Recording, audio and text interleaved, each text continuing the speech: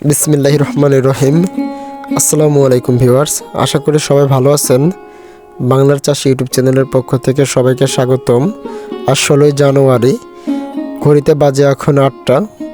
ভোরের আলো একটু একটু করে ফুটতেছে, প্রতিটি গাছের কোণাতে এখনও শিশির বিন্দু লেগে আছে। আপনাদের জন্য চলে আসলাম একটি মুড়ি কাটা পেঁয়াজের জমিতে। তো আপনারা দেখতে পাচ্ছেন একটি কৃষক ভাই তার জমি থেকে মুড়ি কাটা পেঁয়াজ উত্তোলন করেছে। পেঁয়াজের গাছগুলো দেখে মনে হচ্ছে ফলন মাশাআল্লাহ ভালো হয়েছে। তো এখন সরাসরি আমরা কৃষক ভাইয়ের কাছে চলে যাব। তো বিস্তারিত সব কিছু ভিডিওতে তুলে ধরবো। আসসালামু আলাইকুম ভাই। ওয়ালাইকুম আসসালাম। তো আপনার এই পেঁয়াজের জমিতে বিঘা প্রতি ফলন আপনি কতটুকু আশা করতেছেন? 100 থেকে 120 মণ। তো আপনার হাতে যে পেঁয়াজটা দেখা যাচ্ছে, তো মাশাআল্লাহ পেঁয়াজের সাইজ ভালো হয়েছে। এটা কি জাতের পেঁয়াজ ভাই? হাইব্রিড জাতের পেঁয়াজ। হাইব্রিড জাতের পেঁয়াজ। তো আপনার এই জমিতে আপনি কি কি সার দিয়েছিলেন যে পেঁয়াজ এত সুন্দর হয়েছে? বাংলা ডিআইবি, ম্যাকবিট অথবা ওষুধ নোনা। আপনি আপনার জমিতে লুনা স্প্রে করেছেন? নোনা স্প্রে করেছি, লুনাতে ভালো কাজ করে। ভালো কাজ করে।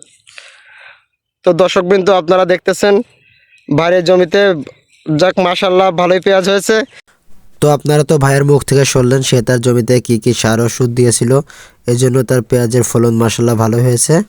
তো আমরা এখন দেখতেছি ভাই তার জমিতে পেঁয়াজের সাথে কালো জিরা গাছ হয়তো বপন করেছিল। তো ভাইয়ের কাছ থেকে সব কিছু শুনবো।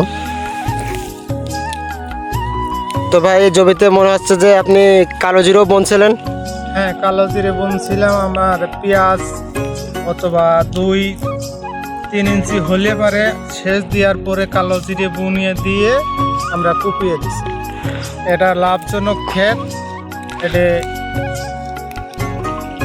ও মানে আপনারা যখন এই পেঁয়াজটা কুপিয়ে দেন তখন এই কালো জিরে বুনে পেঁয়াজটা মানে পেঁয়াজের জমিটা কুপিয়ে দিয়েছিলেন? পেঁয়াজটা কুপিয়ে দিছিলাম। এই কালো জিরেটা তো এখন সম্পূর্ণ একটা লাভজনক ক্ষেত, কারণ পেঁয়াজ তো উঠে যাচ্ছে। পেঁয়াজ উঠে যাচ্ছে, এটা থাকতেছে, এটা একটা লাভজনক ক্ষেত। মানে এই টাইমটুকুতে যতদিন না পর্যন্ত আপনার এই জমিতে আপনি পাটের বীজ বপন করেন ততদিন পর্যন্ত থাকবে। হ্যাঁ, চৈত মাস পর্যন্ত আমার এই কালো জিরে হয়ে যাবে।